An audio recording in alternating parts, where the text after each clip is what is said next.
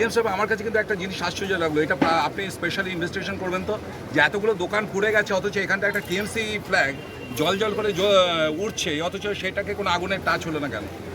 আমি আপনাকে ছবি তুলে পাঠিয়ে দিচ্ছি, ঠিক আছে? আপনি স্পেশালি পার্সোনালি এটা দেখবেন, কিছু একটা ব্যাপার মনে হচ্ছে এর মধ্যে রয়েছে। হ্যাঁ, যে পুরো দোকানগুলো পড়েছে অথচ টিএমসি ফ্ল্যাগটা আগুনে পড়েনি, ঠিক আছে? এটা পার্সোনালি আমি 1 মাস ধরে জ্বালাচ্ছি, আমার নিজেরও বাজে লাগছে বাচ্চাদের মতো কমপ্লেন করতে। এই যে এতগুলো কোটি টাকার যে ফ্লেক্স আর ব্যানারগুলো টানিয়েছে এমসিসি ভ্যালুয়েশন করে, এগুলো আপনি 2 ঘন্টার মধ্যে করার ব্যবস্থা করুন প্লিজ। আপনি নিজে এসে না, আমি বলছি লাগাচ্ছে খোলাচ্ছে, এগুলো এক্সপেন্ডিচারে ঢুকছে কিনা তাও আমরা জানি না, যদিও প্রত্যেকটা আমি এভিডেন্স এবারে রেখে দিয়েছি। আমি তো প্রার্থী হিসাবে আমার 2 দিন আগে নাম ঘোষণা হয়েছে, তার 1 মাস ধরেই তো চালাচ্ছে না, সেই জানি আপনি পার্টির এক্সপেন্ডিচারেই ঢুকুক এগুলো, কিন্তু কিন্তু কিন্তু ওর আছে বলে পার্টি এক্সপেন্ডিচার আছে বলে মিসইউজ করবে, এগুলো ঠিক নয়।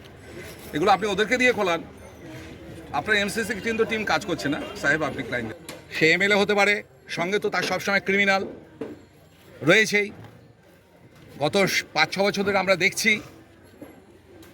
তারই কোনো লোক করেছে কিনা সেটা প্রশাসন তদন্ত করে দেখবে।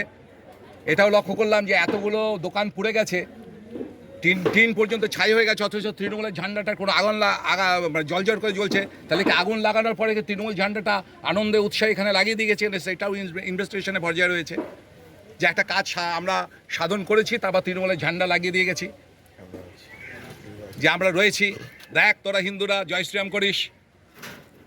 কারণ কালকে ঢোকার সময় অনেকেই জয় শ্রীরাম করেছিল, তার প্রতিক্রিয়া কিনা এটাও দেখতে হবে, সবই তদন্তের বিষয়। আমি আরও সাহেবকেও বলেছি যাতে তাড়াতাড়ি কম্পেনসেশনটা পায়, কারণ সবাই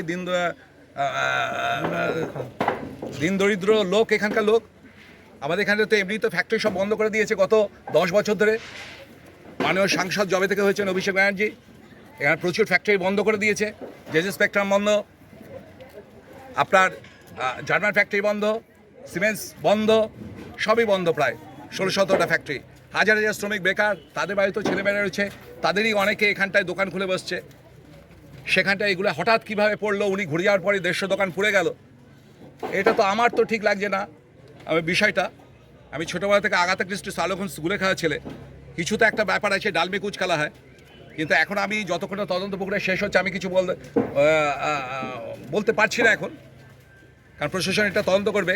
তবু আমি ডিএম সাহেবকে বললাম যে টোটাল এই যে এতগুলো আগুন পুড়ে গেছে, পুড়ে যাওয়ার পরে তারপর তৃণমূল পতাকাটা কীভাবে ওখানে জ্বলছে, আপনার মিডিয়া পার্সনরা দেখেছেন, আপনারা নিশ্চয়ই ছবি, কেউ নিশ্চয়ই আনন্দ দিলে এখানে লাগাবে না, তাহলে এখানে কী করে বিষয়টা হলো?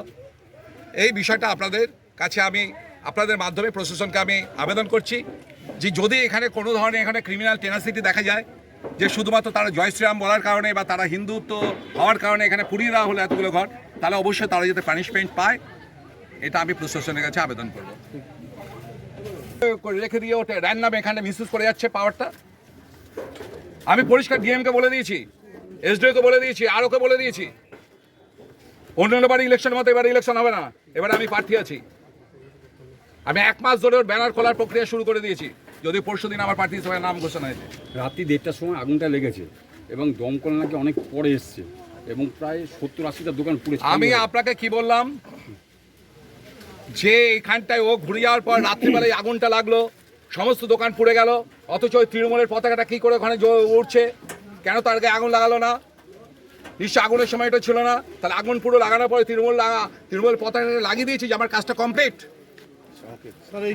যেভাবে ব্লাস্ট পেপারে, যেভাবে আইএসআই বা এরা ব্লাস্ট করার পরে তারপর তার ভিডিও ছবি পরে পোস্ট করতো, যেভাবে আইসিস করতো, তো এইরকমই কোনো অভিযান করার পরে, যেহেতু তারা জয় শ্রীরাম বলে, তারা রামের অনুরাগী, এখান থেকে কারণ বাঁকড়াট অঞ্চলটা সকলেই জানে যে এবারে আমাদের পুরো পঞ্চায়েত দখল হয়ে গেছিলো, মারধর করে আমাদের জেলা পরিষদের প্রার্থী অনুপ পৈলানকে মাথা ফাটিয়ে পুলিশের সামনে ওই কাউন্টিং হলের মধ্যে মাথা ফাটিয়ে তাকে বের করে দেওয়া হয়।